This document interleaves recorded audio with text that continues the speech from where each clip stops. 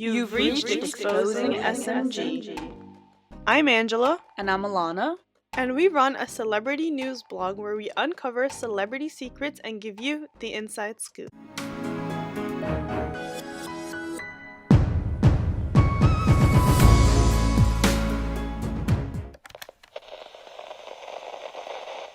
Hey guys, and welcome back to Exposing SMG. Today we're going to talk about Justin Bieber and analyze his newest song with Benny Blanco, Lonely. Lonely gives you an inside scoop behind the scenes of the dark side of child stardom. So in today's video, we're going to go into the specifics behind why Justin felt lonely, and we're going to give you the inside details of what was going on behind the scenes. Lonely was released on October 15, and the video portrays a young Justin in his iconic 2010 white and purple stage outfit. And so even though that's what's portrayed in the video, the song itself delves deeper behind those years. It wasn't exactly that's the time where he started feeling lonely or he went through all those dark things. It was kind of just like they used that outfit to show innocence because that was at the time where he didn't know anything yet. He was just making it like really big in the industry. He was really young. He was like 16 years old. And so that is the time where everything truly changed for Justin Bieber. I've been documenting Justin's journey in the industry and more specifically his downfall since 2013 on my blog exposingsmg.com. So first we're going to just go through the lyrics and I'm going to give you like a breakdown of when did it all start, how his ex-girlfriend Selena Gomez affected him, how his parents affected him, how the industry in general is kind of used against its own stars. So the industry will build up a star only to kind of just tear them down. And that we'll get a little bit into like the dark side of that. So the song starts out with him saying, "Everybody knows my name now, but something about it still feels strange, like looking in a mirror, trying to steady yourself and seeing somebody else, and everything is not the same now." So that basically shows how Justin lost himself and lost his purpose while he was in the industry. And he came to a point where he didn't even know who he was, what he believes in, what he stands for, and he found himself floating through life, just completely being a different person than he thought he would be. This kind of is reflected in the Purpose era, where he centers the entire era about him finding his purpose and finding himself, essentially. So he says, "And everything is not the same now. It feels like all our lives have changed. Maybe when I'm older, it'll all calm down, but it's killing me now." So this is actually very important because when Justin went through everything that he did go through, whether we're talking about his downfall in 2013 and 2014 or in 2016, 2017, or even him battling Lyme disease, which we're going to get into every single thing, don't worry. I got you guys covered here. But what he really means by that line is that Justin felt that as time passes on, it'll just heal things. And this is something that he realized is actually not true because time will heal things, but only if you are working on healing yourself. So when Justin got older, he realized that the pain that was with him during the time where he started in the industry and all of that heartbreak and all of that trauma that he endured followed him in his adult life. And this is something that we see in, our daily lives. Childhood trauma affects everybody. In the case of Justin, his young years, his teen years in industry definitely affected him and impacted him in ways that none of us might not understand. Well, unless you're going to continue watching the video or read my blog in the past, because I really opened him up like a book. So anyways, he goes on to sing, "What if you had it all but nobody to call? Maybe then you'd know me, because I've had everything and no one's listening, and that's just fucking lonely." That is extremely sad because at one point Justin was seen just going out to dinner by himself, just chilling on his phone, and it's not because he was trying to find himself and spending time with himself because he was in a good place. It was kind of just like he literally had no one. And I remember writing about this back in the day. I was just like, Justin feels like the world is against him. So what Justin's trying to say is that he has everything in the world. The girls, the fame, the luxury, private planes, mansions, whenever he wants to splurge on anything. However, he didn't really have anyone to listen to him, and he didn't have anyone to call when he needed them. And if he was surrounded by people, it was people that would just kind of to use him to benefit their own image, to benefit their own career. And the second part of the song is, he sings, "Everybody knows my past now, like my house was always made of glass." He sings this, and it's kind of self-explanatory. Everyone knows what he's been through. through, but only on the outside. And he says, and maybe that's the price you pay for the money and fame at an early age. And everybody saw me sick and it felt like no one gave a shit. So when Justin was diagnosed with Lyme disease, it happened around the end of 2019. They really weren't sure what's wrong with him. They gave him medications and he ended up reacting really badly to it, or just being like, it just wasn't working for him. And it's because no one knew he had Lyme disease until they figured that out. However, he was looking like, as you can see in the photos, he was looking very, like he was going through it. He was looking like he was having like a rough time. And so when TMZ revealed that he had Lyme disease, he took to Instagram to say, well, everyone thought that I was on meth or whatever it is, like I was battling with Lyme disease. And Justin genuinely feels like people, or the general public, they actively work against him. So even if he is sick, and even when he did say he was sick, that didn't stop any of like the viral hate tweets. That didn't stop anyone making fun of him. So he says that they criticized the things I did as an idiot kid. So till this day, Justin is still held on to his like teenage mistakes, or whatever it is with his relationship with Selena Gomez. He's still held on to things he did when he was like 17, 18 years old. So Justin's downfall started after his breakup with Selena Gomez at the end of 2012. And a lot of you requested that you want like another video on Jelena and all of that. Now Jelena is kind of a complicated topic because there's several sections to them. I can go on for like a year just explaining their history. I'm not gonna really get into her or Jelena in this video, so we can just keep it about Lonely and about kind of just like Justin's experience. So definitely let me know if you guys want that, and I'll be working on it. The Lonely video showcases the My World era, but that's actually not where Justin's problems stem, as I said in the beginning of this video. And that's when he became a worldwide success overnight. His success was not gradual by any means. It was just like release a single, boom, everywhere. And that was surely good for his career because it solidified his status. However, was it good for his mental health? No. And it was a huge high. And just like a high, there's always a low. And this is where tour comes into place. And as you guys can see in the Lonely video, it was portrayed and it was set as if Justin was on tour. And that is because tour is a very lonely place for celebrities. They literally lose their minds. And so many celebrities have had to like quit tour. It's kind of where the downfall starts. Like if a celebrity is not good and they just put them on tour is like the push. It's the push to the end. And so for example, you can take into account Justin on the Purpose tour in 2016. He had like a couple more dates left, but he could not handle it. He was literally about to like lose his mind. And he was like, I can't do this anymore.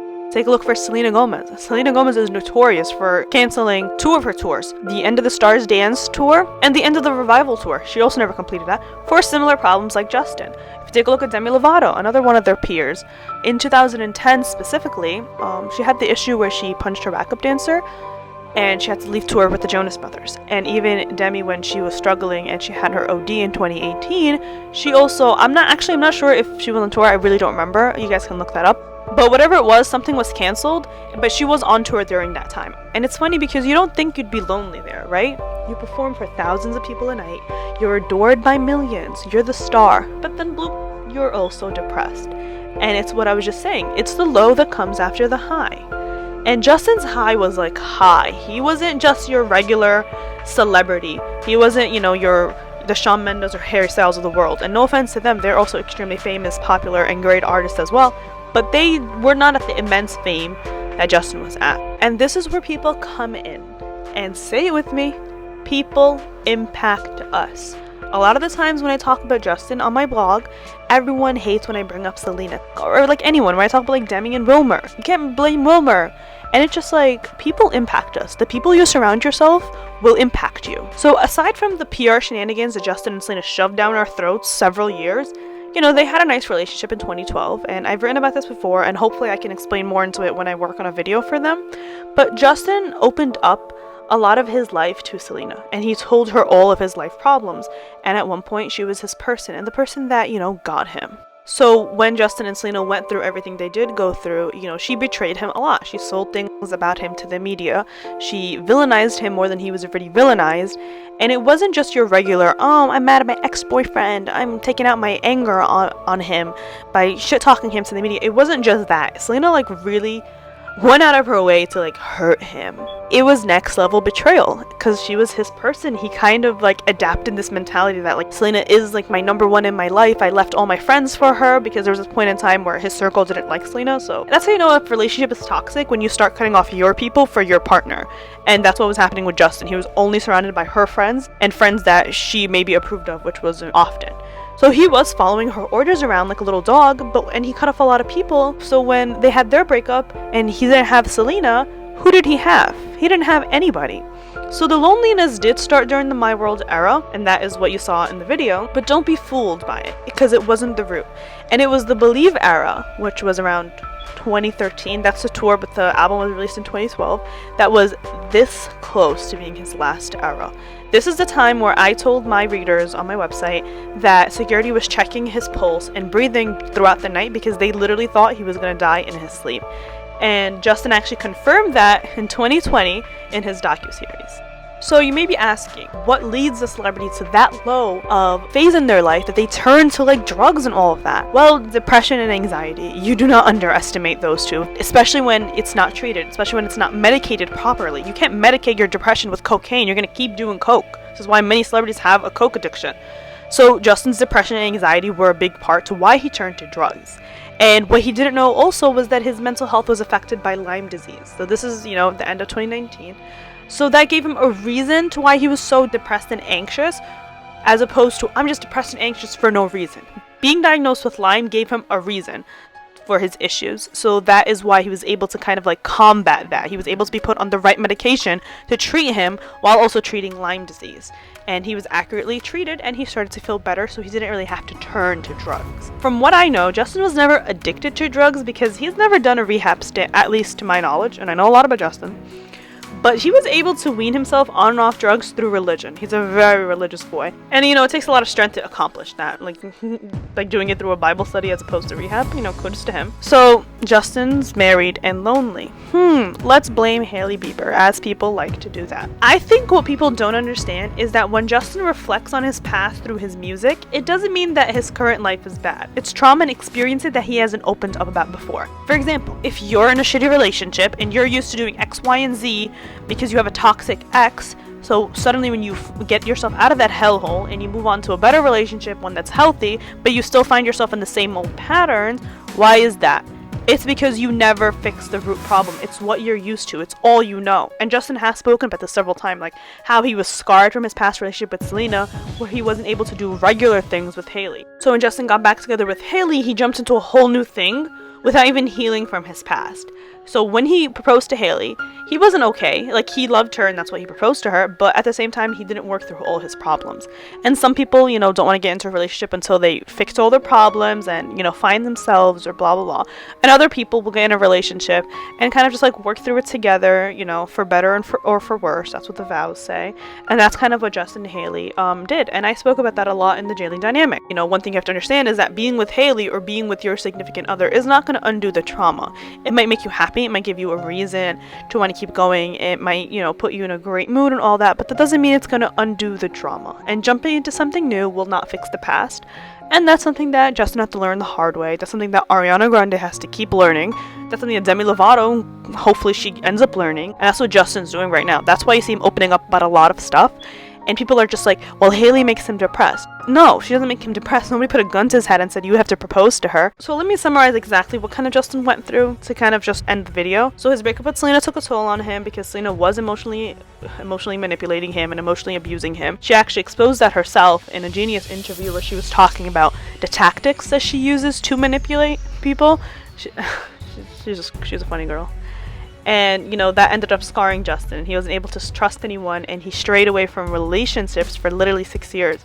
Like, Justin, sure, he had a bunch of flings throughout the years, and he slept with, like, all of Hollywood, but he wasn't in an actual relationship with anyone. He was in a relationship with Selena, and then he was in a relationship with Hailey. So, aside from breakup trauma with Selena, another thing that has impacted him so much are his parents. His father was barely in his life, and he only appeared routinely when he was a big star. And Justin literally tweeted this in 2009, asking his father if he's coming to the show. Like, look how sad that is. That's depressing. So his dad was always around when Justin was just getting in trouble, and even a source from Justin's hometown back in Canada said that Justin was always desperate to impress Jeremy, his father, who was 100% a bad influence on him.